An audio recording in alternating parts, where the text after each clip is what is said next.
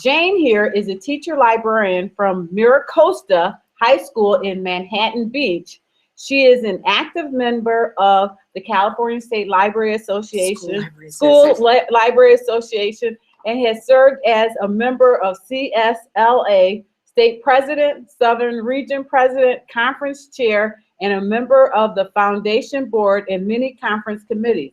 She is currently a member of the AASL Best Websites Committee. She is a Google certified innovator and trainer and a regular conference presenter at CSLA and Q conferences and Google for Education Summit. Jane is an avid blogger, a tweeter, and a Google Apps user. She has recently taught an online class on Twitter, which I was a part of. So she is awesome. And if you email her, she even emails you back. Okay, so give her a warm welcome, Jane Lofton. Thank you very much, Barbara. And the reason you're seeing this up on the screen is because I am recording this via Google Hangouts if it works. Sometimes it works. And actually, I don't know if you can see them unless you've seen me at the gym, you would probably never seen me with my hair back because I don't usually wear it that way. But I love earrings, and usually you can't see my earrings. So today I want you to see my made on, personally designed and made on my library 3D printer Twitter earrings. If you want to see them up close later, you can. And most of this I'm going to be going to screen sharing so that you don't have the recording. You won't see me all the time, but I just wanted to have Barbara on the screen and show you my earrings. And now we're going to switch over to screen sharing. And it looks a little weird. But if any of you need the Wi-Fi, that is the Wi-Fi. And do not feel obliged to follow the slides during the session. You'll have access to them afterwards, but I know people sometimes aren't happy when I don't give them at the beginning, so this time I figured I'd give them at the beginning. Okay, so let's go into present mode, and there again is the bit.ly if you want it. And like Barbara said, I'm going to be talking about making Twitter your #1 tool for building your personal learning network. I'm also going to talk a bit about using Twitter with students and so on, but really my focus is on Twitter as a personal learning network tool. I'm kind of addicted to my computer and being online, but I use Twitter more for my, like personal, professional development than any other tool, okay?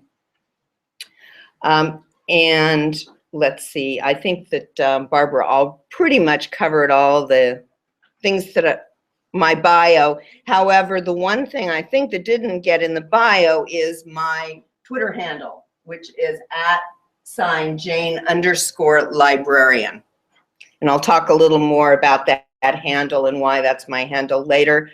But if you do not feel like you need to get on Twitter, if you need to get on Twitter right now, I'm going to be walking you through it. And if you don't have an account, don't create one right now, please. Wait until we talk about some of the things to think about, okay? But if you are on Twitter and you're not following me, please follow me. And also, one of the things that I've heard another presenter, John Caripo, I need to give him credit to, said at Q at a session once that his sessions all come with lifetime tech support. And I thought that was a good idea. And this session definitely comes with lifetime tech support via Twitter, or if you're having trouble getting on Twitter, I will also give you my email and so on. Okay, so you don't have to do it through Twitter, but I definitely don't want this session to be the end of a discussion. This is just sort of the launch of you as a Twitter user. And actually, I probably should ask before I even begin, how many of you do already have a Twitter account? How many of you don't? Okay, and my goal really is for people who are either brand new to Twitter or who are, don't feel like they're making enough use of it yet. I'm hoping that I will cover that for both of you. I see few people just came in, so I'm going to back up just for a second. Do not feel obliged to follow the slides as I speak. You'll have them afterwards, but if you want them, that's the URL, bit.ly/CSLA16 Twitter. And I love bit.lys because you can customize them, but one thing about them is they are case sensitive, so you need to type it exactly that way. Okay. Okay, so like I said, please follow me, okay? Okay, I'm going to show you a couple of movies.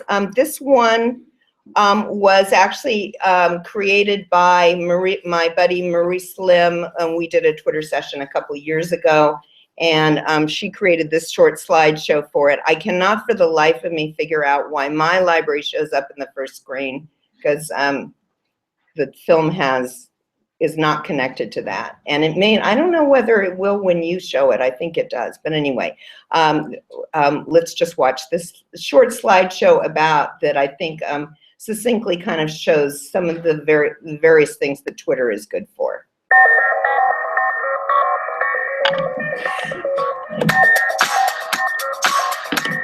Can you all hear okay?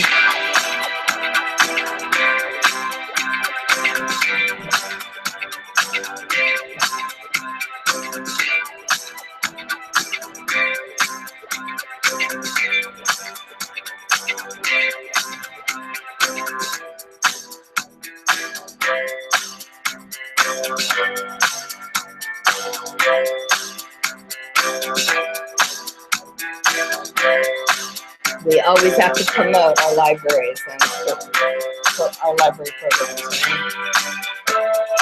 And Twitter is about conversations, not just sending stuff out.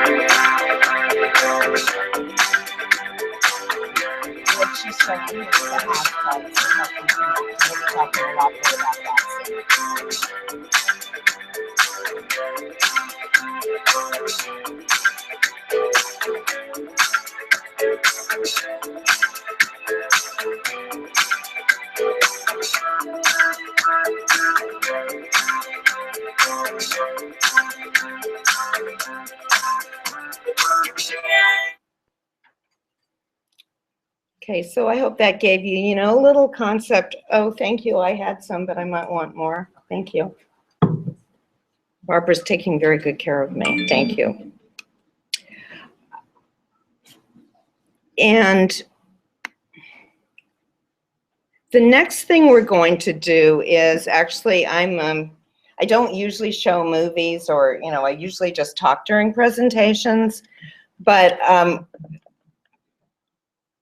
I guess so a little less than last fall, when I was teaching a Twitter class for AASL.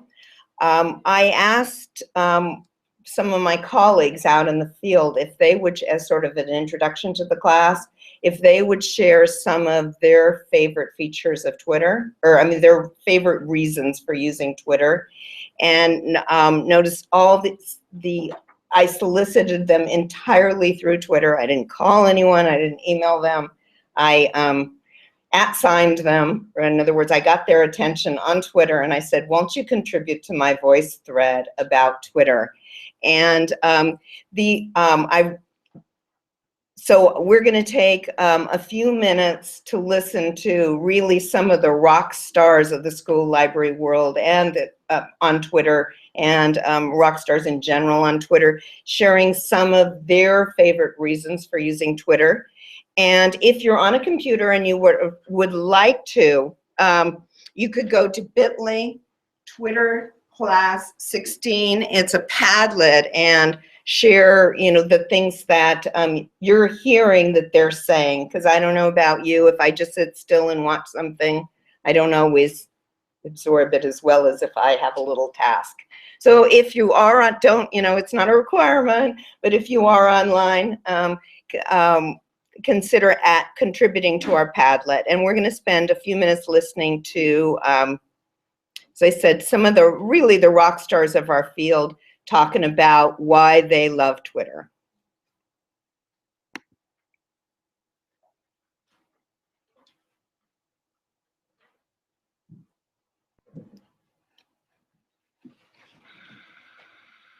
Hi, I'm Jane Lofton, the teacher librarian at MiraCosta High School in Just Manhattan so you'll know what I asked them. California. You all hearing I'm teaching okay? a class for the American Association of School Librarians on using Twitter to build your personal learning network. Please help me with this class by Are you not hearing? Okay, you know what? I was told there were built-in speakers, and then I brought some that don't work. Best laid plans. I thought I had a backup. Can you all indulge me and move forward? Can you hear about halfway back at least? So if you can't hear, because this is going to take a few minutes, and it's really, these guys say it probably better than I do. So if you're not hearing, please, I apologize about the speakers, but move forward, okay? sharing here about one of your favorite reasons for using and loving Twitter. Thanks so much. Hi, I'm Jane Lofton, the teacher librarian at MiraCosta High School in Manhattan Beach, California. Hi, this is Marie Slim. I love Twitter because it gives me perspectives and teaches me new things from all over the world. I'm a Spanish teacher in Fullerton, California, and I can learn through Twitter about all different kinds of things that I don't get to see in my hometown. Flipped teaching, different types of pedagogy. It's just been a great way to access different content. And I love Twitter. And so as I said, if you're having trouble hearing, just for this segment, Hi, I'm Jane Lofton, the teacher librarian at MiraCosta High School in Manhattan Beach, California. Okay, and now we're going to hear from Linda Lindsay, all the way from Maui. This is Linda Lindsay, and I love Twitter because there are so many educators on there. I learn something every day from the people I follow, and at any given time, I can search. Okay, I'm sorry. I'm going to do my teacher thing and say, everyone in the back, just for these few minutes, get up and come forward, okay? We can't hear her. That one's, she's so quiet, I can't even hear her. Oh, all right. Well, we'll go on to Michelle Ludala, who hopefully is louder. I love Twitter because it's fast and because it's commitment free. So when I say fast, I really do mean that. I very often tweet people when I just need a quick super response. One of the things and then the commitment-free part is really important. I find that social media can be incredibly noisy and overwhelming sometimes, and there are times when I absolutely need to shut it down and not go there. with the exception of just responding to notifications and direct messages. And I go through weeks where I can do that, where I don't tweet, I don't even look at stuff, and I'm very comfortable with that. And it took me a long time to get to that place where I felt like it's okay, I can let it all go by, and then I can come back when I need to be there. But that's been an important part of my process. I feel, I find that it's liberating to be able to go and participate when you can and step back and not participate when it's too much. Okay.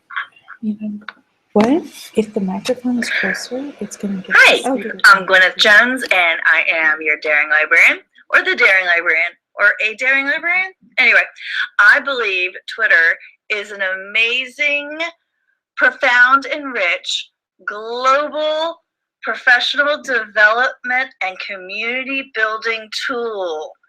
It is so amazing to build your personal learning network with Twitter. I learn more from Twitter in 20 minutes of skimming on the weekend or in the evenings than I do 2 hours of reading blogs. And this is coming from a girl who writes a blog. Honestly, it is just remarkable. And I can connect globally with other educators. I can get passionate about my profession. I can crowdsource new ideas or ask for help. Don't forget to use your hashtags, give credit, pay it forward, and tweet like a ninja. For more, check out my Flickr and my blog and keep on tweeting. Follow me and I'll follow you back. Cheers. And once you get on Twitter, you gotta follow these people if you follow nobody else. Hello everyone, this is Heather Moorfield-Lang, and I love Twitter because I got involved mainly because I do a lot of work with emerging technologies, how emerging technologies and technologies in general can best work in classrooms, libraries, and how they can work with our students. And so Twitter gives me a great platform to be able to share those with my friends and my peers in the field, but it also gives me a great opportunity to be able to see how those are being used in the field all around the world. Gives me a great chance to meet new people, and then when I get to see them face-to-face at conferences, meetings, meetups, whatever the case may be, then I get to finally see the folks from the Twitterverse face-to-face in real life, as it were, going from the virtual to the reality, and that's a lot of fun as well. Yeah, I can't tell you how cool that is. Share, a lot of chances Meeting to people you've met enhance on what I'm Twitter. doing in my classrooms here at the University of South Carolina, back when I was at Virginia Tech, even when I was in my classrooms before that. And so just a great opportunity to share from myself and to learn from others as well. So that's why I love Twitter. Thanks for letting me share. Hey, this is Sherry Gick, and I want to tell you why I use Twitter. I started using Twitter several years ago because it was a way for me to get help as the only teacher librarian.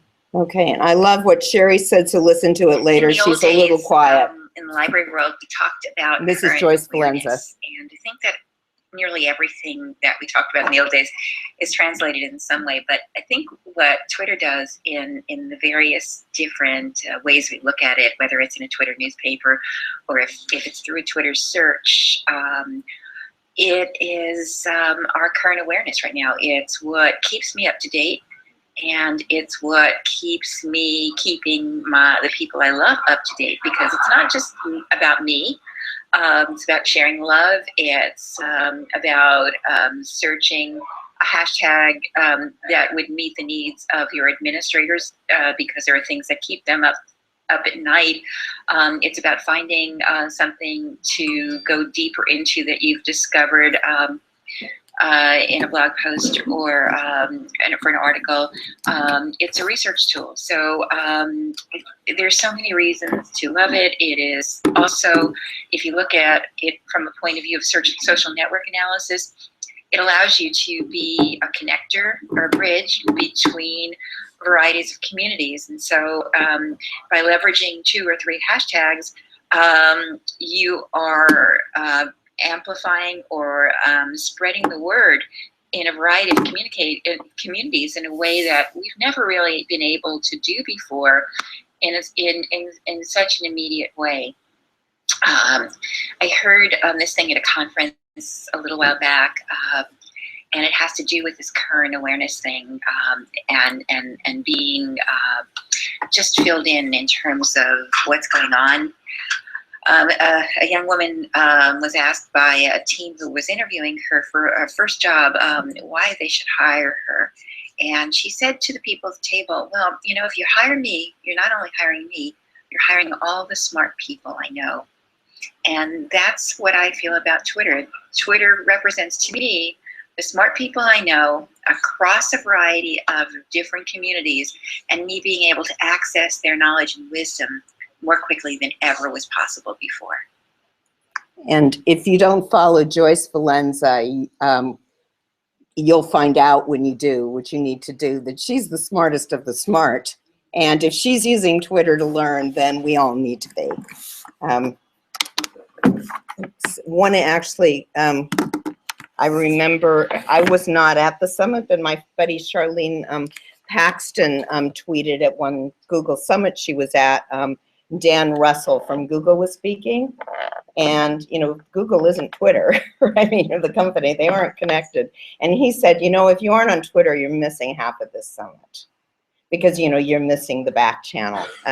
So, and as I said, if Joyce Valenza's and these other rock stars are telling us to tweet, you want to be tweeting, okay? Otherwise, you're just missing too much of what's going on, really. One more with Nikki Robertson, she typed, I tweet because Twitter is the place where I can go to learn 24/7 from the greatest minds in education, which ultimately benefits my students. And obviously, everything we do is, you know, I'm talking about tools today, but everything we do is about our students. And it does ultimately come back to our students. The better we are, the better we can serve them, right? So I apologize about the low volume, but I thought those were worth going through. Anyway, and let's just see, what did we get on the Padlet?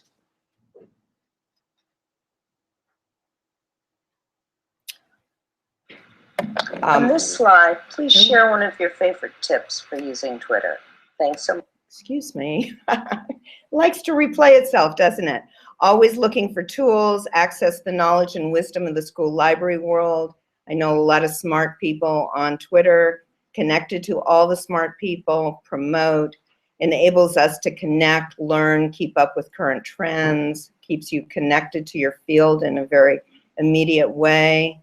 Deeper thinking and allows for deeper communications and connections.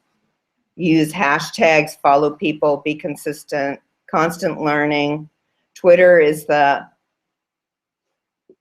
hive mind of amazing educators. Resistance is futile, oh boy.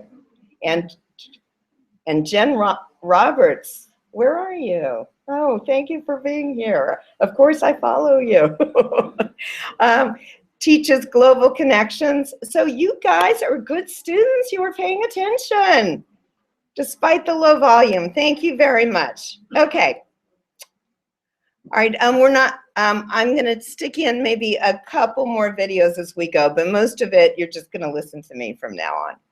Here's one. I know that some of you, of course, already are on Twitter, and I know we have some rock stars in our midst, so thank you for coming. But this really is intended to help you from the word go with Twitter. If you do not have an account, raise your hands again. How many of you don't have an account yet? Okay, well, good. Don't open one right now. Okay? Take your time a little bit. And what you want to do is, if you are online this morning, either on your mobile device or on a computer, and frankly, if you're on a computer, I would start with that. I do tweet on my phone, but I find to this day, because I'm not that dexterous and my eyes are not that sharp, I find it a little more challenging. Go to search.twitter.com. Or if you've gone to Twitter and it's trying to ask you to create an account, log in, you can still search. So I'm going to click on, well, I'm not going to click on search.twitter.com, but if I did and I wasn't logged in, this is what I would see. And this gives me an opportunity to put in a search, okay?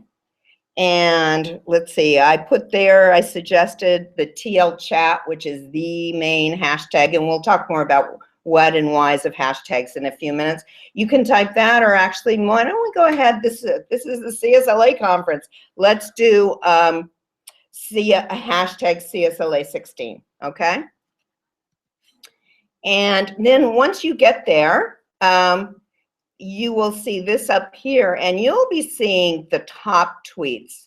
And that's okay. Those are the ones that someone has people have retweeted or mentioned or so on. I like to go with the live ones.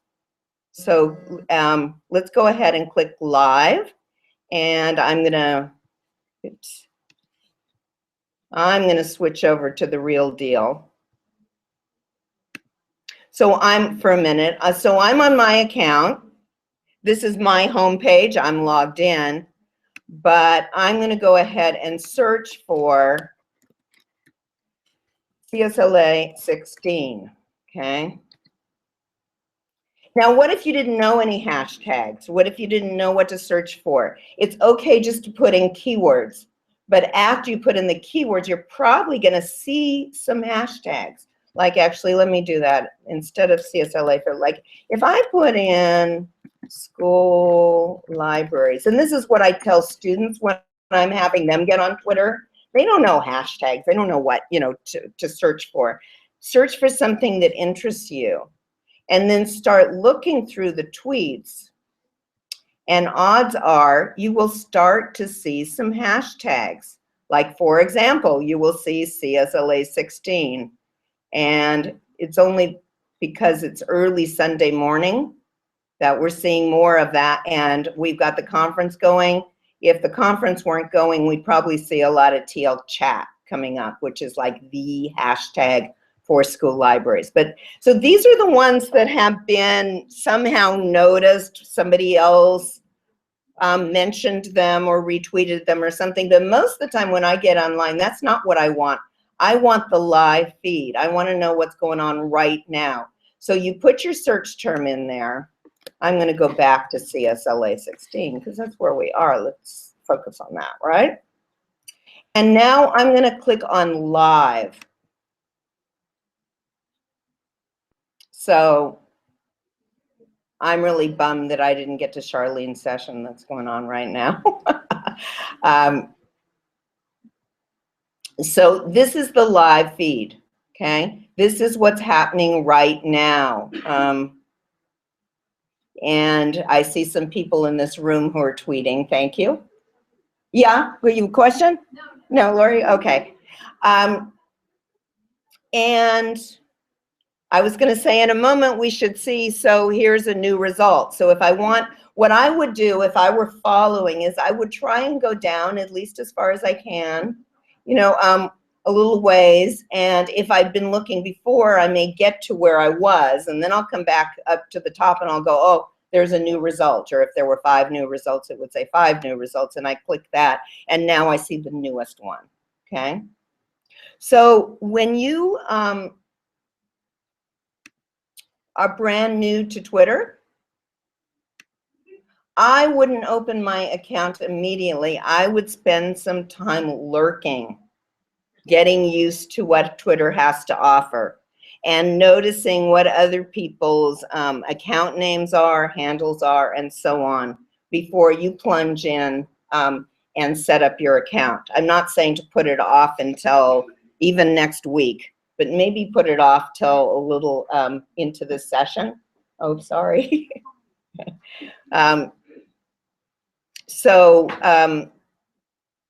Yeah, don't open your account just yet. Question back there, Barbara?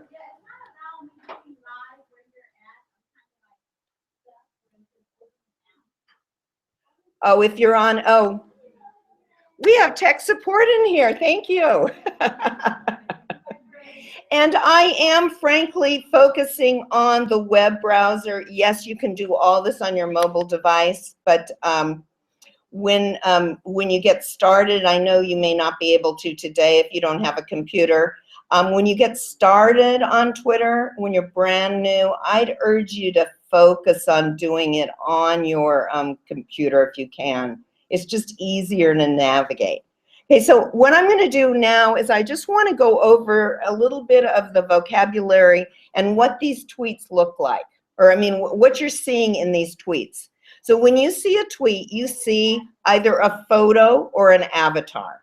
That's over there. That's the picture that the person put up to represent them, okay? As you can see, I have an avatar, not a photo, and I'll go over that in a few minutes as to why. Okay, then this is my, the author's name.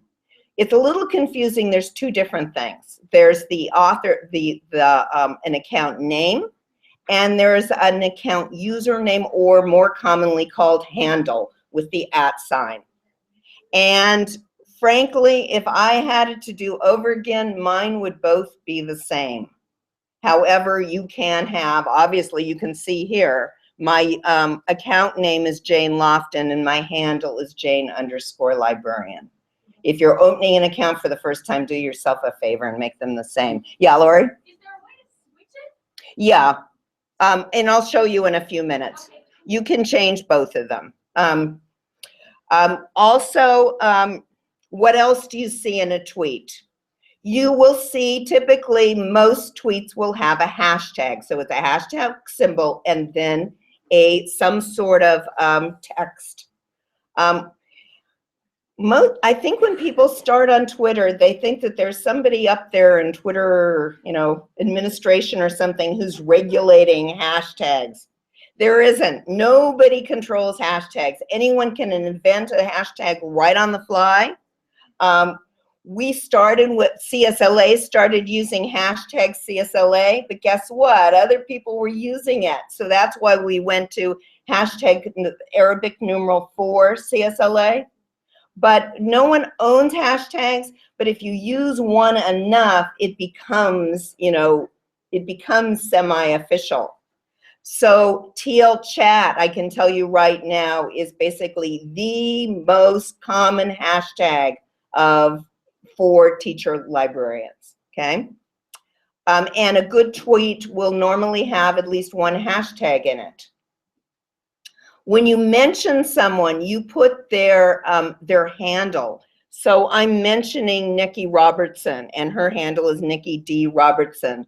And when you mention someone on Twitter who has a Twitter account, you want to use their handle. You don't want to just type their name. Why? Because that way this becomes a hyperlink. So you could click on that and you could go and see all of Nikki's tweets. Plus, Nikki's going to get a notification that I did a tweet in which I mentioned her. So that's why you want to use, you know, the handles. You can also put in links, and I like Bitly's, but Twitter will automatically shorten your links, okay? And then down here, there's more stuff to do if you want to reply. If you don't like your tweet, you can delete it. Doesn't mean it wasn't seen, but you don't have to have it stay out there. You can favorite it. Why would you favorite? Either it's sort of two things. One, that way you can save it. I mean, you have a list of favorites to make it easy for you to go back to it. And the other reason is it's kind of a nod to the person who tweeted. They'll get a notification that you favorited it. So it's kind of, you know, an attaboy kind of thing. There's some more things under here, but I think that's enough. And then let's see, I have a second slide, which really has pretty much all the same things. But what I wanted to mention on this one is notice here where Marie did her tweet, she put Nikki at the beginning, that handle at the beginning. And what is that going to do? That actually is going to, it's not a private conversation, but it's a more limited conversation, because now it's only going to show up in the timelines of people who follow both Marie and Nikki. So it would show up in my timeline because I follow both of them. But if you just follow Marie, you won't see it. Or if you just follow Nikki, you won't, you know, you won't see it. Even though you follow Marie, you won't see it unless you also follow Nikki. And what do I mean by timeline? Let's go back to the real deal for a minute. And when you go to home, once you set up your account, what you are seeing is all the people who you follow. And of course, everything is in reverse chronological order. So these are all the people who I follow in real time with their tweets. So the last person who did a tweet was Tom Kahn. And now the last person was Renee Hobbs retweeted New York Times opinion. And as you can see, if you follow enough people, you're going to see new ones all the time. And then you just you start to scroll down and skim through. And thank you, Cheryl. And just did a tweet. And Heather, and wow, cool seeing tweets about Twitter at a Twitter session, huh? So anyway, this is my timeline. So when I talk about the timeline, that's what you see on your account from your home screen. There's other things you can do on Twitter. You can search for hashtags and lists and so on. We're going to talk about those. But your timeline is what you see from your home screen, okay?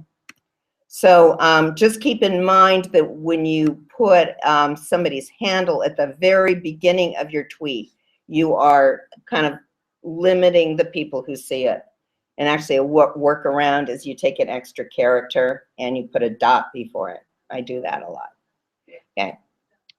Okay, and I also just wanted to go over quickly, you know, mechanics, so what you see on the menu bar,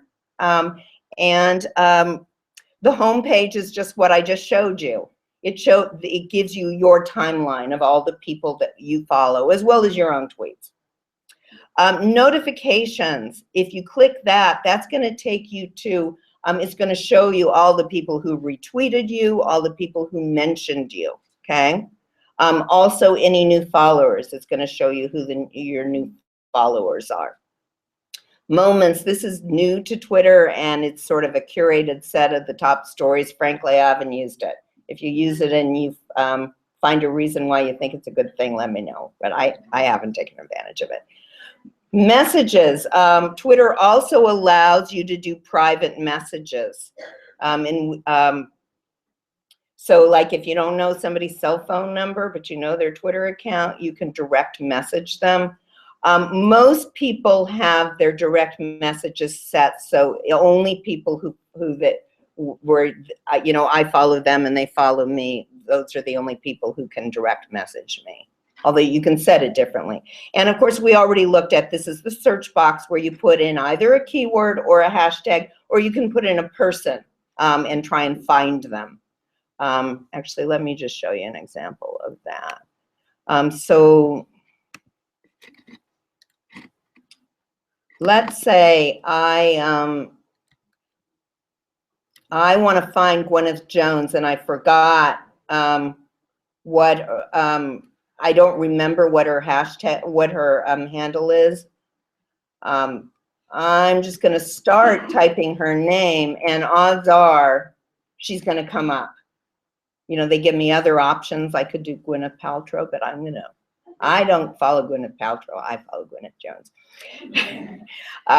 So you can search for people, you can search for hashtags, you can search for keywords. Yeah. Now, did she come up because you follow her? I think she came up, you know, I'm not sure. I think she came up first because I follow her. But like I said, I don't follow Gwyneth Paltrow, you know. So I think they try and give you the, you know, the best match. Okay, and then the other thing on the menu bar is tweet, you know, and when you click that, that gives you the text box to start a tweet, okay? And you'll find they try and be very accommodating. Like if I start typing, let's see, so Cheryl's in the room, and I'm not sure, you know, what her Twitter handle is, it's gonna pop in for me, and then I can just choose it, okay? So that's, how did we get off the screen we were on?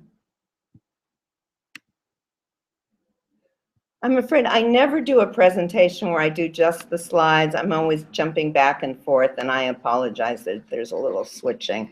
I had a few things about vocabulary, but we've really covered most of them. One is the hashtag. and which I said is like, you know, a keyword. It's like a keyword, and we'll talk about it more actually in a couple of minutes. But you put a hashtag at the front, and then you have text that either you know from someone else, or you might want to, you know, you can create your own hashtag on the fly if you want. Retweet, RT, and someone's handle is, that's where, you know, you see a tweet and you want to retweet it. In other words, you want to send it out to your followers. And you used to have to actually put RT and a space in their handle at the beginning. Now Twitter has an automatic retweet option. MT is modified retweet. If you want to retweet someone, but you want to change it up because you want to shorten it or add a hashtag or something. So you're giving credit to the person, but you're also, but you're changing it a bit. And then sometimes, you know, if I want to like rewrite the tweet, but I want to give them credit, I'll say via, and I'll put their handle. And then DM means direct message. And actually, if you want to create a direct message, let me show you that because I don't think I have a slide in there for that. So if I want to, where'd you go, Cheryl? Oh, I left out the L. So let's say I decide instead of doing a tweet to Cheryl, I want to do a direct message. I have to take off the handle. I need to put D, even though it's called a DM, direct message, you just put a D and the space and a space. And so then that tweet would go just to Cheryl. It's private. Another way of doing it is from the messages screen, and you do new message, and you put in their name, and then you go to the next screen and you do their.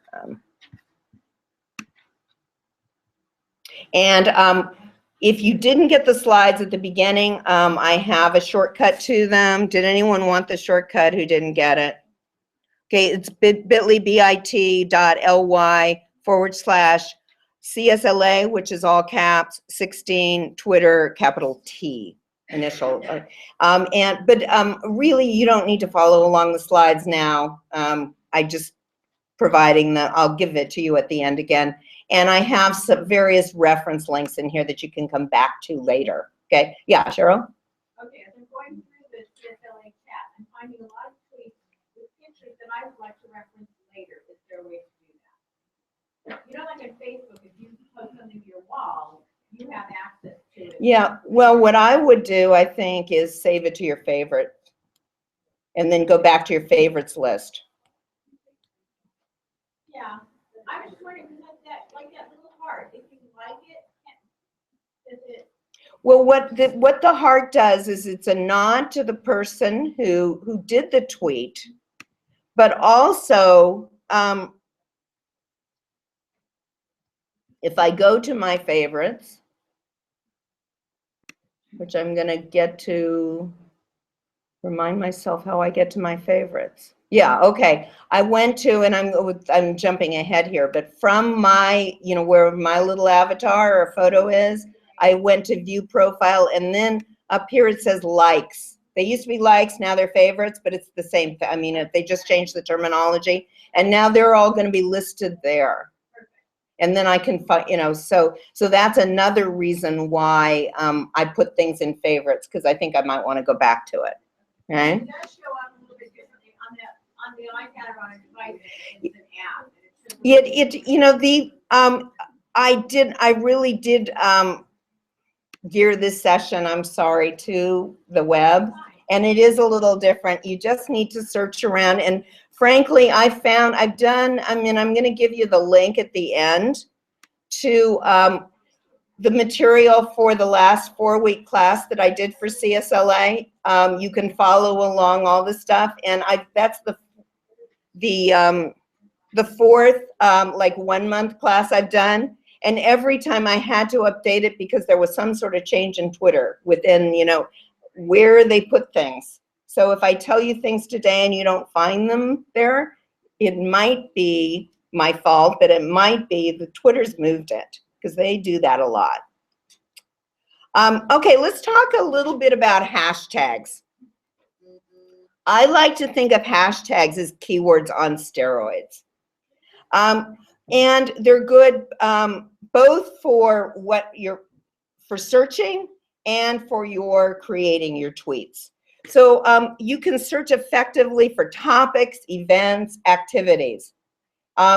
So like if I didn't know what hashtags to put in, I could start with school libraries, and I would quickly find out though that the killer hashtag for school libraries is TL chat, right? But if I'm at this conference, I want to be following this conference, so I'm going to search for hashtag CSLA16. But also, I'm going to put that hashtag in any tweet that I do.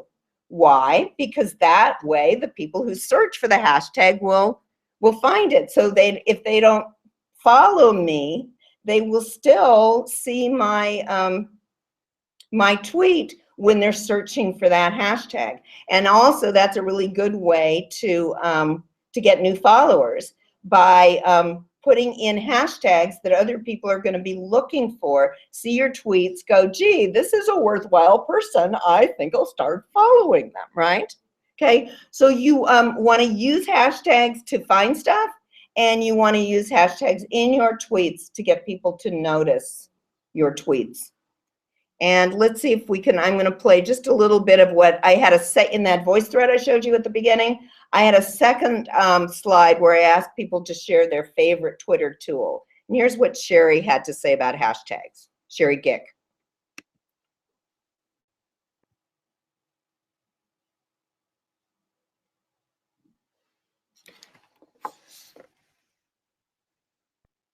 Two tips for Twitter usage. Number one, it's all about the hashtags. If you don't use hashtags, others can't really search and see what you're talking about. And as librarians especially, we know all about cataloging things, so make sure that you're adding the hashtag TL chat. It is kind of like cataloging. It is you're talking about for that day, so that it will be able to be archived and accessible for others who may not see it when it first comes through their Twitter stream. My second tip is about the hashtags. We'll be talking as well. about her Tweet second that, tip tweet later. that, tweet that. So sorry, goodbye, Sherry. Thank you for that one, Sherry. Yeah, if you're not using hashtags, you're not taking proper use of Twitter. Yeah, question?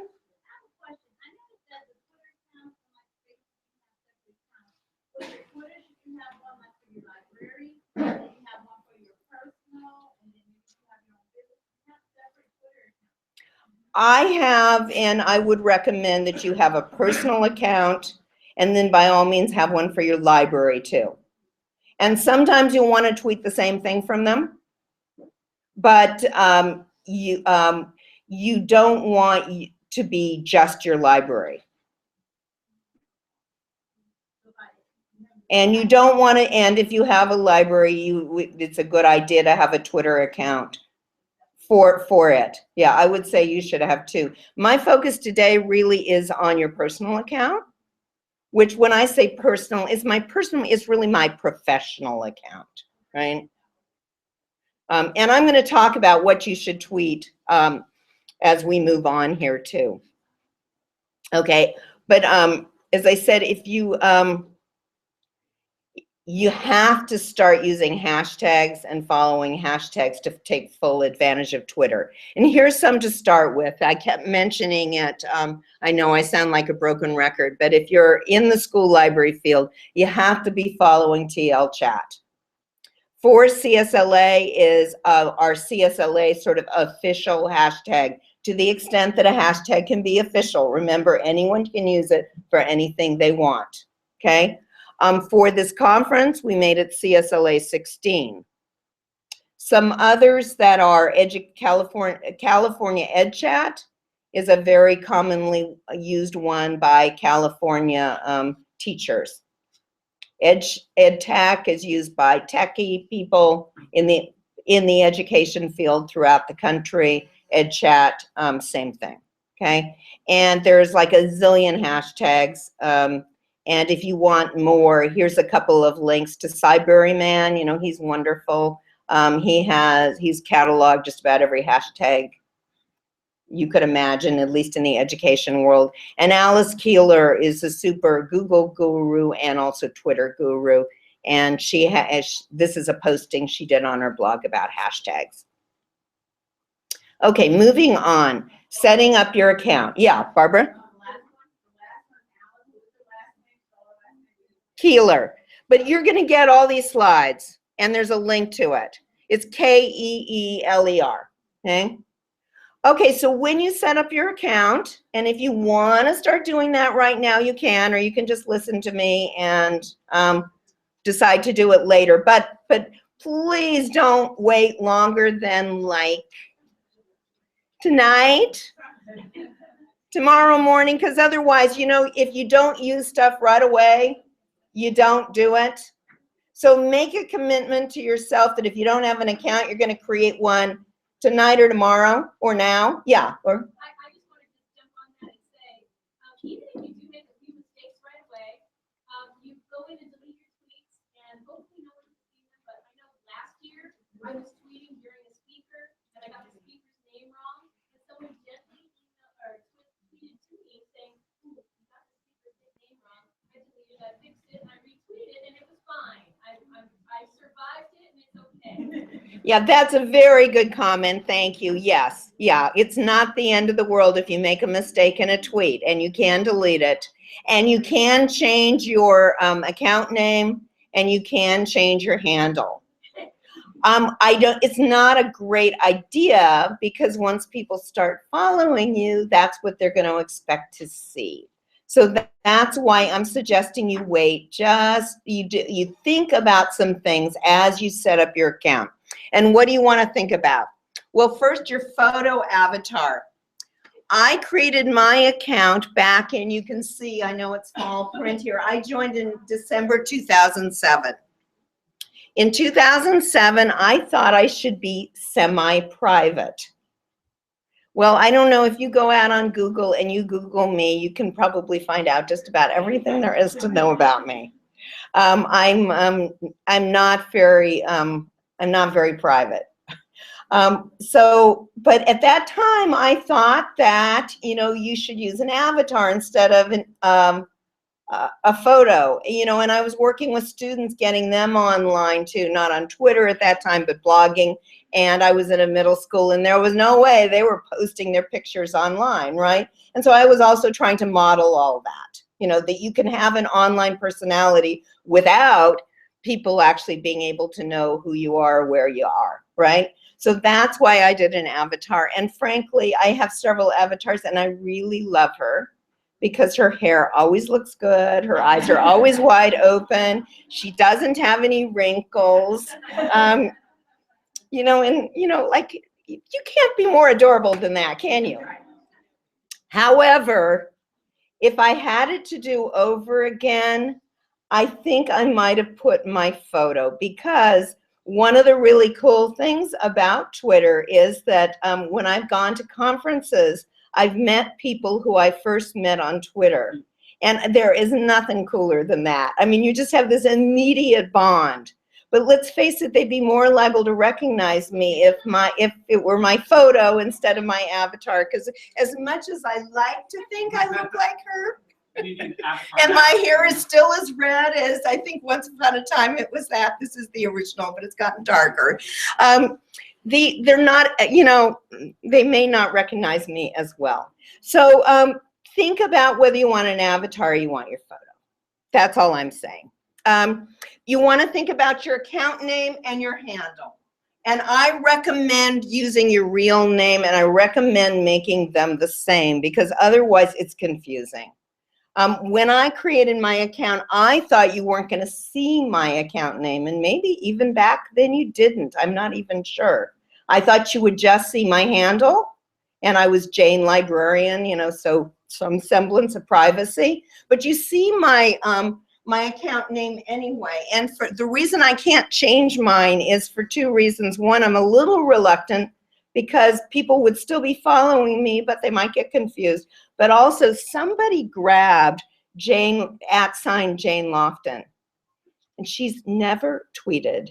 And when I tried to get her attention on Twitter and said, "Pretty please, could I have that?" she didn't respond, and I don't know whether it's because she doesn't like me or because she's never been on Twitter to see my message. Anyway, the thing about accounts too to keep in mind is the account name. There could be like 50,000 Jane Loftons as account names. I mean, I don't think there are, but I know there aren't because there aren't that many of us. But that does not have to be unique. Your handle does. Only one person can have that handle. So if your name is already taken, you know, you may have to get a little creative about it. I would recommend not going with numbers.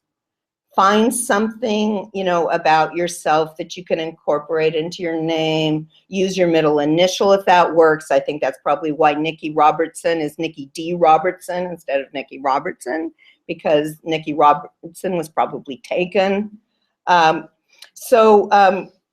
If, you know, you, depending how common or your name is, you might, you know, you need to take some time to think about that handle, okay? Also, really, really important, your bio.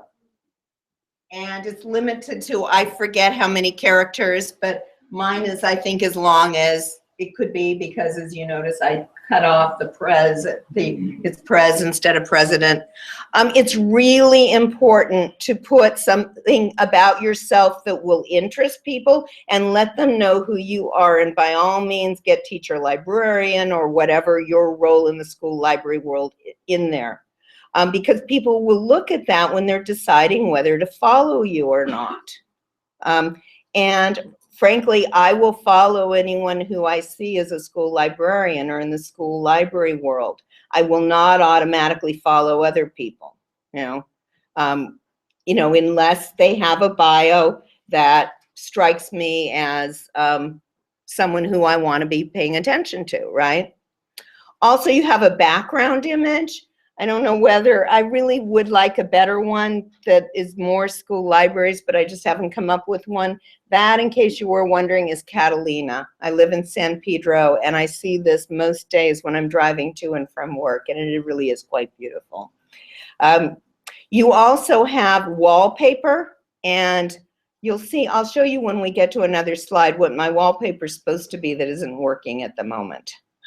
Yeah, it's from a third party, but you have choices for that. And how do you get to all this? You click on your avatar and then you choose edit profile.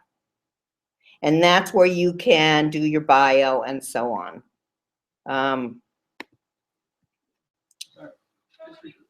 So in other words, there. Yeah. Or the handle, is it better to have it short? Is it counted in the character? Oh, thank you for bringing that up. I meant to. Yes, don't make it too long because it counts. Well, it's not going to count in your outgoing tweets, but when someone else tweets you, yeah, it will count. So it's best to make it not too long. On the other hand, if it's too cryptic, you know, people aren't going to know who you are. So it's kind of a balance. And that's why I'm saying don't just jump on there and do it. Think about it a little bit. And so if I want to make changes to stuff, see, once I went to my profile, this is how people are seeing it, and I can click here to edit it. And notice this is where I could change my account name if I wanted to, and where I could change my avatar, and where I can change my bio and my birth date. People only see your birthday, they don't see your year. And then obviously I didn't make any changes. To change your handle for some bizarre reason, that is not the same place. That is under settings. The first thing that comes up under settings. See, that's where, and they call it username, but most people call it handle, okay? So those are things that I really, oh, you know why? I have this up twice. We don't want that, do we? In case you hadn't noticed, I'm kind of tab intensive. Okay, so as I said, those are some things you want to think about. Also, you want to think about security and privacy. The main thing I'm going to tell you with that is that everyone has a different level of how secure they want to be, how private they want to be. But please, please, please don't set your account to protect your tweets. If you do, you're not going to get followers. You're not going to be able to network. People are not going to be able to even people who you do approve to follow you are not going to be able to retweet you. It's like, I honestly don't know the point of a private account. I don't know what you would be accomplishing with it, other than just following people. Your question? So that's in tweet privacy, right? Yeah, let me go back to where that is, because that's important to know about. Okay, so remember I went to settings, and now I'm going to go to security and privacy. And I believe by default, your tweets are not protected. But I think some people go through when they first set up their account, and I think they may think that's probably a good thing to do. By me, it is not a good thing to do. So what if you're worried about people seeing what, and I'm going to get to what you should tweet in a little bit, but I'm going to mention it now. What if you're a little worried about what you should include, you know, in your tweets? Do you want people to see, the whole world to see this? I made when I first set up my account in 2007, I think for a week, a month, I had it set private. And then I realized that that wasn't going to work. And I told myself the day that I unchecked that box, I said, I am never going to do a tweet that I'm not okay with the whole world seeing. So just make that resolution to do yourself a favor, make that resolution to yourself and uncheck that box if it's checked, okay? Then there's other things that you can think about, whether you want people to find your email address, whether you want them to be able to direct message you if they don't follow you, and actually I have that turned off, because otherwise people can, that is one of those areas for potential spam of people sending you direct messages when I don't even know who they are, you know. So there's a number of settings like that. Another ones that you're going to want to look at, and there's so many things here. I mean, I don't know that I've ever even really looked at all of them, or I haven't in a long time. But the ones that I would kind of try and focus on are the email notifications and web notifications. That tells you what you're going to get, you know, on your whether you're going to get emails if someone mentions you, whether you're going to get notifications on your phone. And that's kind of, I don't really have an opinion about that. I think that's something you are going to want to decide for yourself. And just let's listen for a moment to what Michelle Ludala has to say about notifications.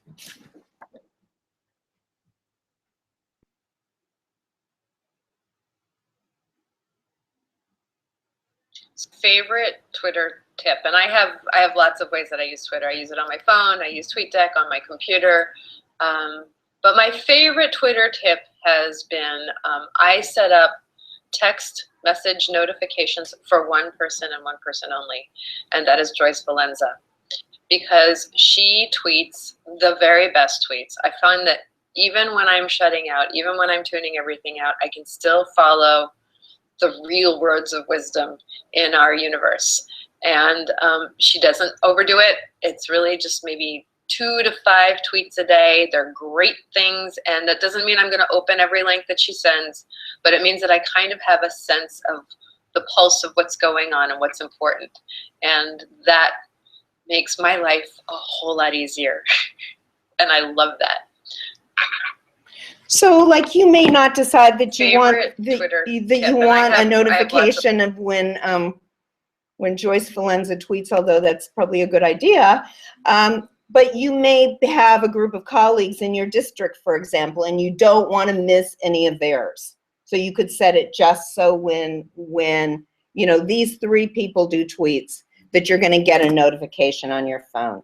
I do have notifications on my phone set, so if anybody retweets me who I follow or who @signs me, I get a notification. And frankly, sometimes it's a little bit much, and I've thought about turning it off.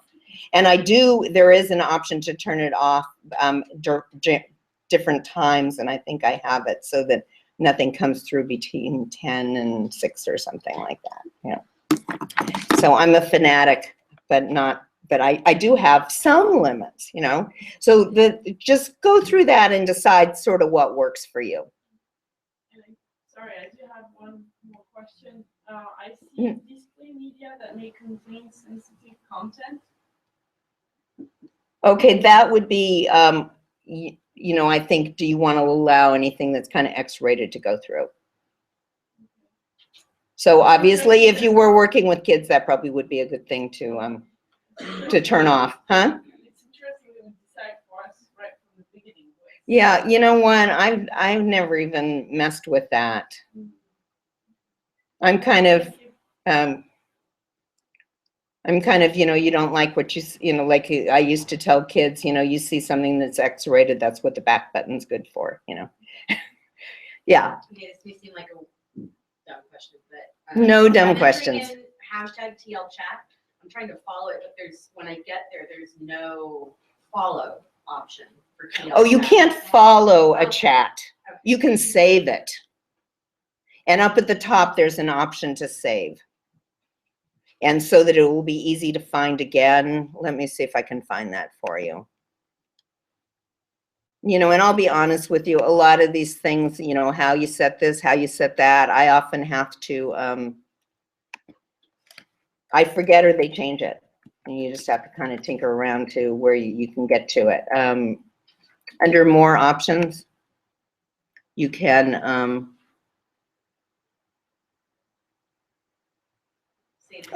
see, mine says remove the saved search because I've got it saved. And saving it is really a good idea, especially for when you're on a mobile device, it'll pop up more easily. Okay, okay, Twitter etiquette. It's really pretty much common sense. And the reason I put in this slide is because I was experimenting with Storyboard That. So thank you, Storyboard That. And I probably should come up with something better for some of these, like the spam one. But anyway, basically it's follow the golden rule. Treat other tweets, and that is what you can call people on Twitter, as you would like to be treated. So what does that mean? Always, always be polite. Remember, it's just like on any other online communication, misinterpretations are so much easier, you know, because you don't have, you know, the body language, you don't have the voice, and so on. So you want to make sure that everything that, and plus with Twitter, you're limited to 140 characters. So, you know, you're being concise. You also, while you're being concise, also need to remember to always be diplomatic, always be polite. Always give credit where credit is due. Anytime you get material from someone else, do it as a retweet, do it as a via, give credit to that person, just as you would like them to give credit to you. You know? And always thank and reciprocate for recognition. So if someone retweets me or mentions me, even if I just, like, say they mention me, even if I decide not to retweet it for whatever reason, I'm at least going to do that little heart-shaped, that little heart favorite. I'm going to, you know, give them a nod to thank you for mentioning me, okay? So just be polite to everyone, okay? As we, of course, always are. And then I already mentioned it, but just never tweet anything you aren't comfortable with the whole world seeing. And like Lori said, if you make a mistake, you can delete it, your tweet, but that doesn't mean somebody didn't see it. So think before you tweet. I saw something on Gwyneth Jones's blog, don't tweet drunk. So think about, you know, just, you know, like any other media, before you hit that send button, you know, think about, just make sure that you're happy with it. And you all know about making mistakes on text messages because your phone thinks it knows how to type what you mean more than you do, and it changes things. So this is going out not just to your buddy, this is going out to the whole world. So proof carefully. Okay. Don't spam. What does that mean? Don't send tweets out over and over again. Don't @ people over and multiple times who may not be interested in talking to you. They're going to start interpreting it as spam. And it is okay to @ anybody. One of the great ways that I've used Twitter is to get authors to attend the somewhat virtual book club that my school is involved in. I've contacted them on Twitter, as have other members of the librarians in the club, and we've sometimes gotten them. So it's okay to contact people, but you don't want to assault them, you know. And don't overshare, you know. Keep private stuff private. When I first started on Twitter, I was excited when I found some authors, and I found that some of them all they were doing was sharing about what they had for breakfast, and you know, or things that were even, you know, and I mean that's not that personal, but you know, don't share things that people aren't going to be interested in hearing. Which doesn't mean you can't do anything personal, just don't do any private stuff. Okay. Okay, so finding people to follow. How do you decide who to follow? And you want to build it up gradually. You don't want to have a zillion people you follow right at the beginning because that makes your timeline longer. And it's, you know, it takes time to adjust to going through your timeline and, you know, and seeing tweets.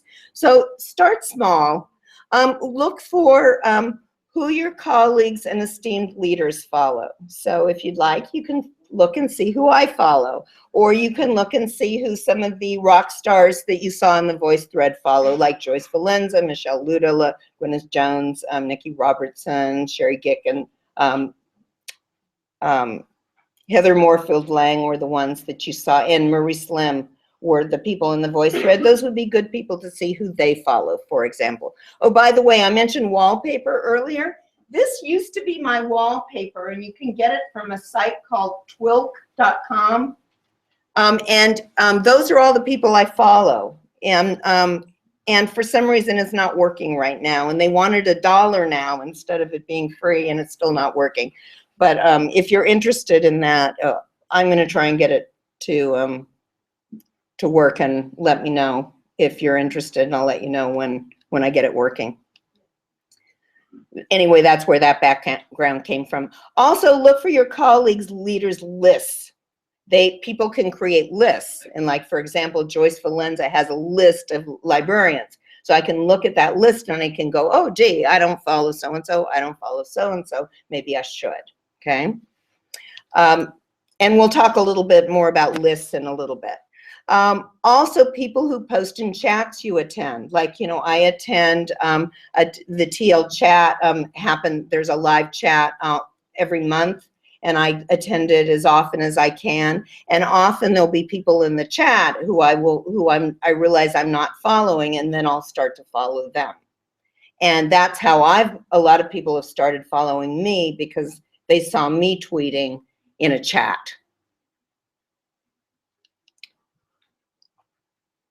So those are just some ideas of how to get started following people. And then I know this is too small to see, but you're getting the slides later. These are, I really hesitated to put any names up, because the minute you do, you've left someone incredible out. And so I frankly decided to take all the California people off, because I knew that I would leave. So if you're in here and you're wondering why you're not on this list, nobody from California is on this list, because I didn't want to offend anyone by leaving them out. But these are definitely some people who are networked nationally, who are really people I recommend you follow. And if you want to know California people, I created a while back a list called California School Librarians List. And if you're not on it, let me know and I will add you I included everyone to the best of my knowledge who's on Twitter, who's in school libraries in California. So you can go look at that list and find some people to follow. Also, I have a list for the two, for recent Twitter classes I've taught, the people in those classes, and you might want to check those people out. It definitely start, I can't imagine why anyone in the school library world wouldn't follow all those people up at the top. Okay, so what do you check for when you're deciding whether to follow someone or not? Well, the first thing that I look at is well, first of all, if I know them personally, I follow them. But let's say I don't know them. The first thing I look at is their bio, and that's why it's so important to have a good bio, so that you put your best foot forward and people see a bio that intrigues them. And that's part of why I said to wait a little bit to create your account, because really I wouldn't follow anyone until I had a good bio, so that when I follow them, if they decide to check me out to consider whether to follow me back, they're going to see at least a few good tweets, and they're going to see a good bio. For me, these days at least, if I see that someone has a bio that says they're in the school library world, I will follow them. And if there's anyone who I failed to follow in this room, let me know that it was not intentional. And there are times when I see that someone's following me and I don't get a chance to check them. So there's a lot of people I'm not following just because, an error of omission, not deliberate. But if it's someone I don't know and they're not in school library worlds, then what I will do is I will look at their last, the page worth of tweets and see, are they tweeting about worthwhile stuff that I want to be reading? Because I follow a lot of people and that fills up my timeline, and I don't have a lot of time you can scan through quickly, but I don't have time to be messing with going over tweets that are not worthwhile, right? So I want to follow people who do good tweets. You can also, if you want to investigate further, you can see who they follow. Are they following in other words, that gives you a clue as to, are they in a good network of people? And also who they follow. So who they follow and who follows them will give you an idea of whether there's someone you want to add to your personal learning network. Oh, I went the wrong direction, sorry. Okay, so what should you tweet? And like I said, before you start following people, if you're brand new, I would get a few good tweets out there so that you will look like someone who people want to follow. So what are the kind of things that you can tweet? Well, links to great sites, blog postings that you discover. I'm going to guess that I have as many followers as I do primarily because sort of my specialty is when I find good material online, I share the link out on Twitter. So I'm good at sharing resources. And that is probably the most, other than when I'm in a conference, that is probably the most common type of tweet that I do. Also, if we don't blow our own horn, nobody else is going to blow it for us. We have to promote the things that we do. If you have a blog, if you have a website, tweet out the link. Every time I do a new posting, I tweet the link to my blog, so that I'll have more chance of people reading it. Images, videos, vines, videos that you find or videos that you make yourself, perhaps at the conference, or it's okay to take pictures of you and your buddies at a conference and share that. That adds to the fun and the networking and so on of the conference. So yeah. What about posting pictures of children? Do you just get the parents okay that you're using or, because I know our school does a blanket one, that if your picture, you can opt out of the school using pictures for And what level are you at? elementary.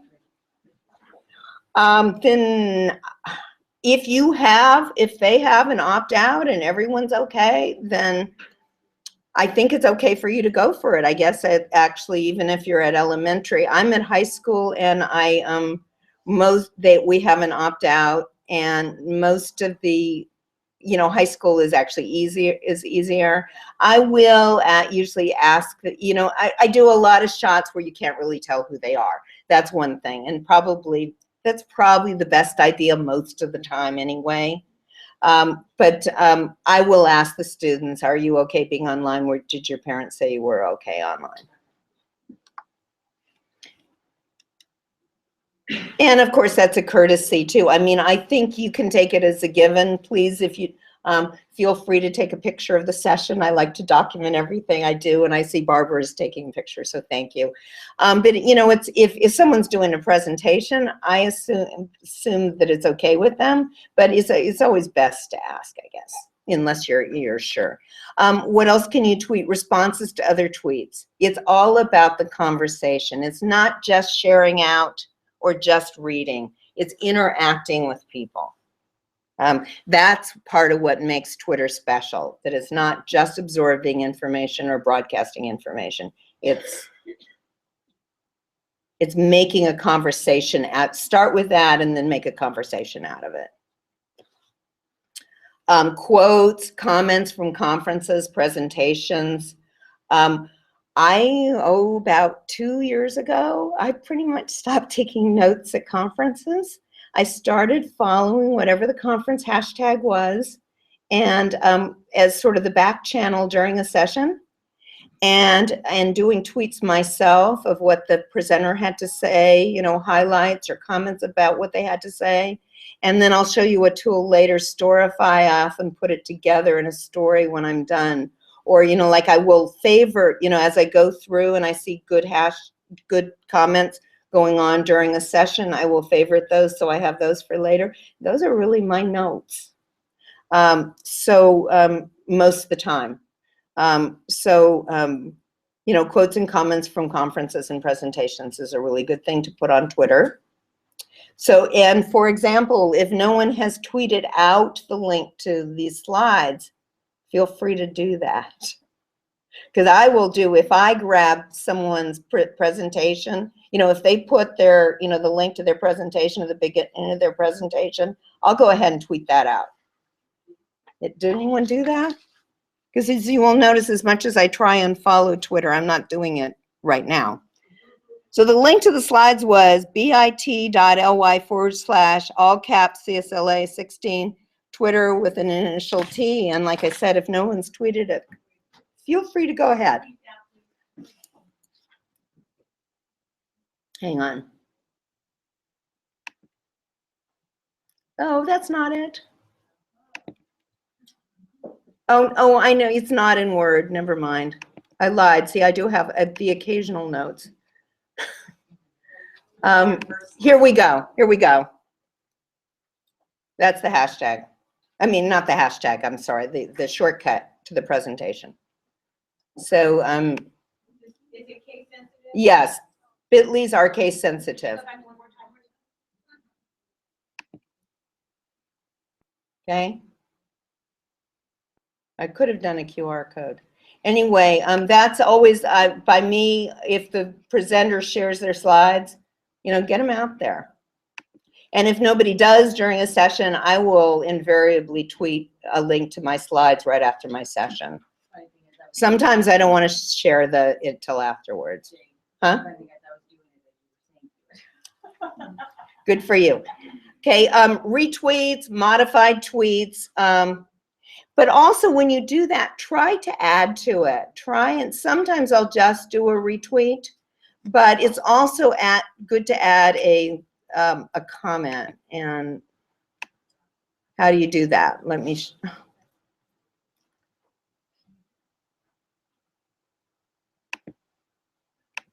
It's always harder getting things to work with the projector up, isn't it? Okay, if, let's say I wanted to retweet this, I click on retweet, and then I could just hit retweet, but I could add a comment here. And let's see, Sherry's saying, if you applied for the ISTE Live Primary Secondary Award, you know, and I might say, this is incredibly worthwhile, or I might add a hashtag that she didn't include to let, you know, people say at this conference know about that. So yes, I could just hit retweet, but this gives you a chance, this box up here, to add to the conversation a bit. And you don't need to do that every time, but it's not a bad idea to do it at least some of the time, okay?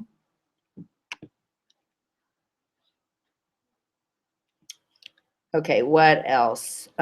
Thank yous, responses, and favoriting when people mention or retweet you.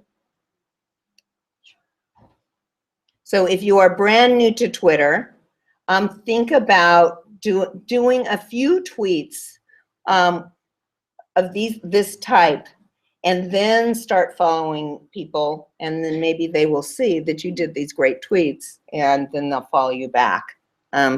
And I promise I will follow you back immediately. And if I fail to, you know, @ me and say, I was at your session. Why did you miss me? Why did you not follow me? Causes you care about. And I do tweet about causes. I will tell you that I have strong political views. I don't generally share those on Twitter. Why? Because while I'm guessing that most of the library world shares my political views, they don't all. And I don't want to put people off who, because most of my Twitter account is about school, libraries, and education. And I don't want to put someone off who, because I stated a political view that they may, you know, disagree with. So that's my opinion.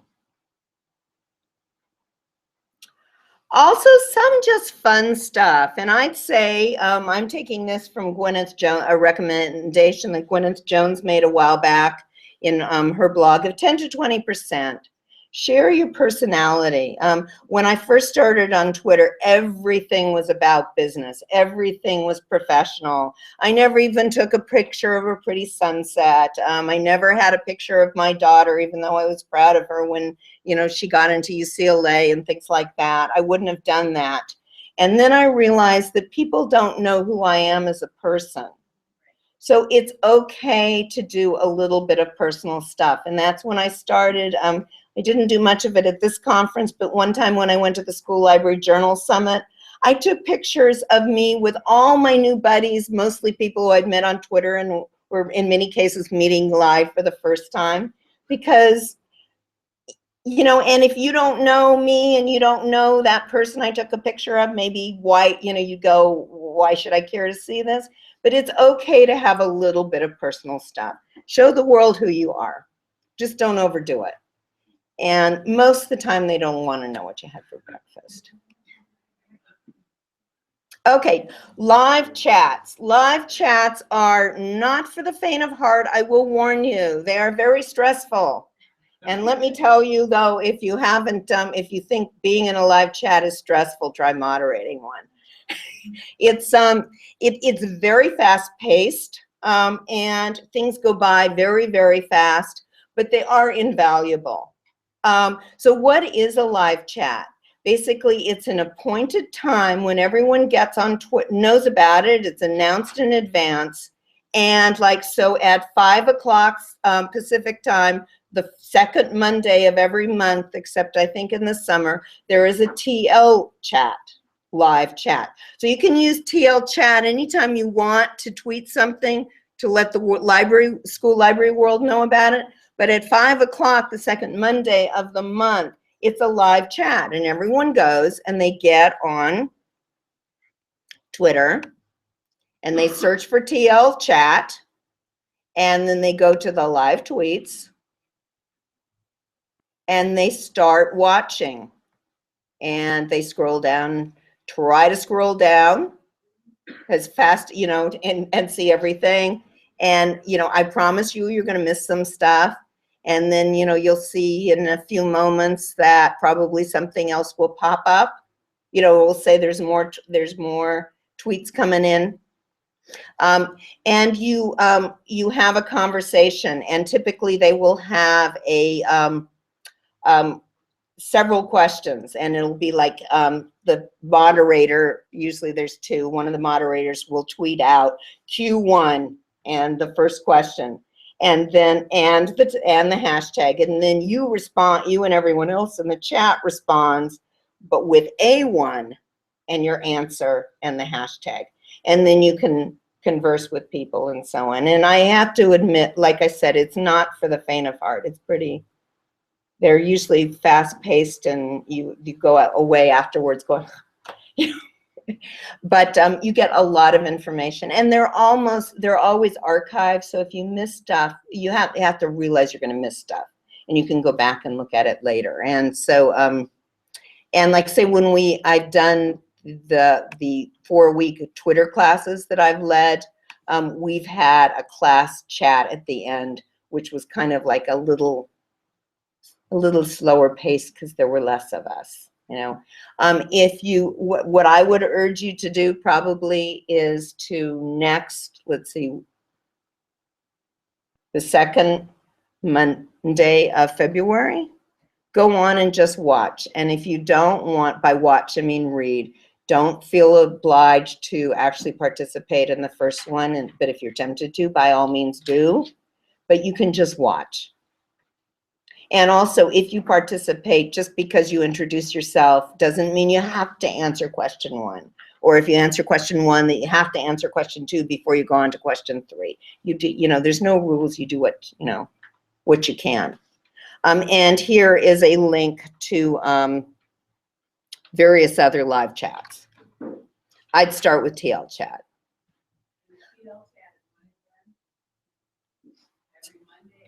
Every second Monday of the month at 5 o'clock our time.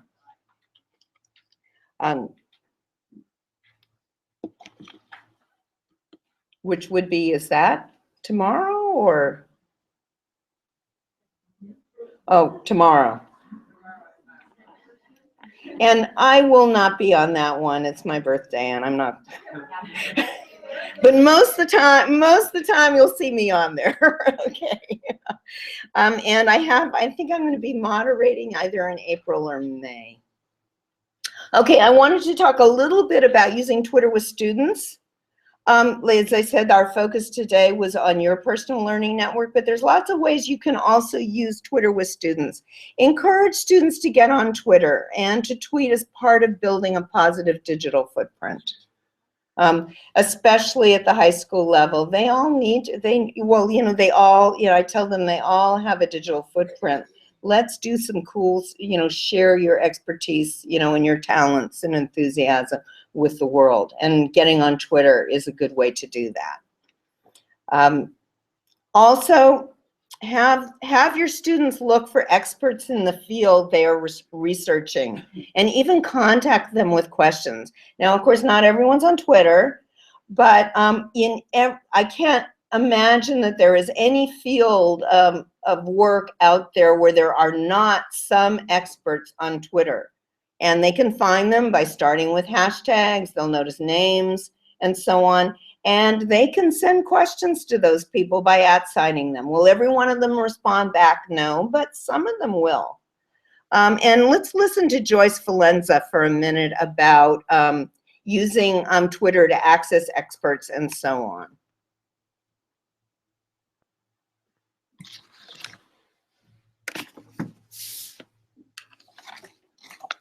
One of the things I do is I use Twitter for research. Can you hear? You can create a twit poll, or you Well, come up for a minute.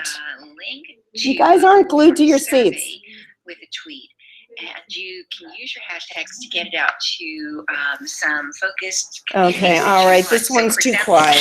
I remember a couple of years ago, an English teacher, the chair of the department, asked me. Okay, I'm sorry. It's too quiet. It is. Okay. See, it's right there. This is a live link. And listen to that. What she's talking about is having students contact experts, and her contacting the experts when she needs information, and even polling people online. And remember, how did I get the responses to that voice thread? I tweeted it.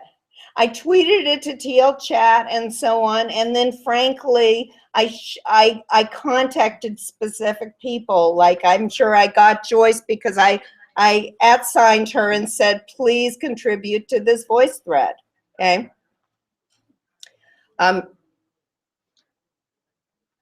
Also, one of the things that you can do with students that I've done actually about 3 times now is you can have them take on the identity of a fictional, mythological, or historical character and tweet as that person, okay?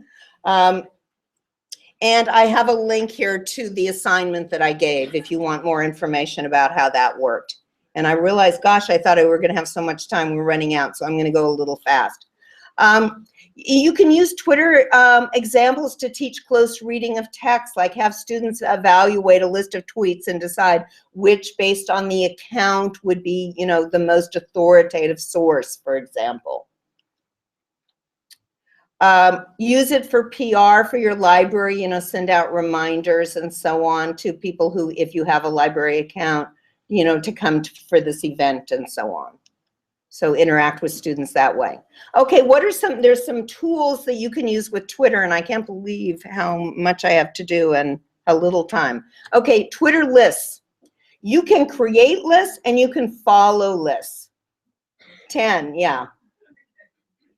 And like, so for example, if you want to know, Joyce Valenza has a list of librarians, and that would be good to check to see who to follow, right? Also, I told you about the list that I've come up with. You may want to check those. Also, you can create your own lists. One of my secrets for keeping up with Twitter is I have a private list. Most of my lists are public, but I have a private must-see list. Right now, I think there's 19 people on it, and don't ask me who's on it. Those are the people whose tweets I do not want to miss. So when I have no time to do, I try and look on Twitter at least a couple of times a day. Sometimes I don't get to that. If I have no other time, I will go to the must-see list, and I will try and run through that until I get down enough where I realize that I already saw this last time I was here. And that way I know I have not missed the tweets from people who I know always tweet about stuff that I want to hear. So how do you set that list up? Okay, you go to, and I'm not going to be able to demo everything because we're going to run out of time. But here, lists. And now I can create a new list. Okay? So I'm not sure. So basically what I'm advocating for is that when you start, or if you start to get overwhelmed by how many people you're following in your timeline, you can create a subsets of, or you can decide, you know, like right now I'm only going to focus on school libraries, but actually I really love snowboarding too. So I'm going to have a list of people who, you know, tweet about snowboarding, or I don't know why I thought of snowboarding because I know nothing about it. But anyway, some other tools that you can use are If This Then That, and that is a site, and there's a link to it. And so basically, like, here's some example recipes. I don't use Instagram much, but I've been responsible for social media for the conference. So I've been, during the conference, if you've been, a lot of the tweets that you've been seeing during the conference that came from CSLA, I'm on the CSLA Instagram account on my phone. And so when I take a picture, I put that on through Instagram, and we have a recipe that makes it a native tweet in Twitter. And if you are an Instagram person, I'm not much of one, there is an option you can click to say, go to Facebook, go to Twitter. But you know what? When it does, it doesn't show the picture. It shows a link. And there's a recipe where you can get it to go to Twitter as the actual thing with the picture. Like if you have a blog and you want, I haven't done this, but I usually just tweet it because I want to tweet out something specific, but you can have an automatic tweet go out every time you post to a blog, for example. And you can have things go from Twitter or to Twitter, whatever, lots of options. I have, when, you know, we talked about favorites, I have it so that my favorites all go to Diigo. That's where I keep my bookmarks. So every time I favorite something, it ends up in Diigo. May not have all the keywords I want, but at least I know it's in Diigo. And if I'm going too fast, I have all, you know, you'll see all this in the slides. Also, TweetDeck. I don't use TweetDeck as much as some people do, but there are a lot of advantages to using it. And one is that you can follow multiple threads at once. So there's my home thread. Here's when I did this, there's the Twitter class I taught. Here's TL Chat. Right now I've changed it so that CSLA 16 is like the second column. One thing with TweetDeck I have found is it seems overwhelming is it doesn't stop and show you up at the top, there's 5 new tweets. It just keeps going and you go, oh my God, it's like a rolling thing and I can't keep up. If you scroll down a little bit and you click somewhere, it will stop rolling. I don't know that you need this right away, but if you want to follow multiple feeds, this is definitely the way to go. Also, you can schedule, big advantage of TweetDeck is you can schedule tweets. You can put when you want them to go out in advance. Also, I'm tweeting from multiple accounts. I have my personal account. I'm tweeting for CSLA. I was tweeting as Odysseus for the school project. I'm tweeting as my school library. I can choose which account to go from, and sometimes I will have it go from 2 at once. What else? Oh, I already showed you tweeting from multiple accounts. Paperly is a way of creating an automatic daily paper that basically has articles of all the people you follow who tweet something with a picture, a video, or a link. So it won't have everything, but it will have all those sort of tweets. And you can use that to go back and check the stuff that you missed. Also, and I know it's a little shameless self-promotion, you can have it do an automatic tweet every day when your paper goes out. And I thought when I set it up, I just like, I thought, oh, I'll try it for a day and just see how it works.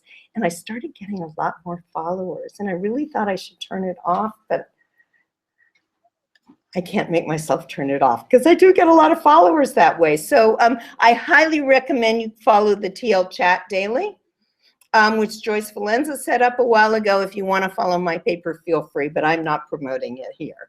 Storify, I don't have time to go over how to do it, but it's a wonderful way of assembling tweets into a story.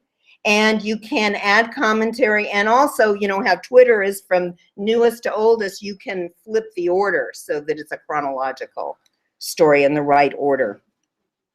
Bitly, you used to want to use a tool to shorten your URLs so that you would save characters in Twitter. Now every URL counts as 22 or 23 characters no matter what. So you don't need it as much, but it's still really nice for customizing your URLs. And also if you open an account, you can, and it's free, you can customize the URLs and you can track how many times it was clicked on. And okay, we're almost done. If you are interested in doing all this stuff at a little bit slower pace, I've done several 4-week courses that get you up and going on Twitter in 4 weeks. And I just finished one for CSLA, and that was free to members. The AASL one is not free. Yeah, and you do need to be an AASL member, but it's only $25 if you're an AASL member. If you're interested, there's the information. Also, if you want all the material from my the January one that I did, It's there, and it will ask you to log into your CSLA account once you do it. It's only available to CSLA members and attendees at the conference. If you're not a member, you should be, but you do have an account, or you can set up a username and password having attended the conference to get into that. So we just go to their website and search for it? Just No,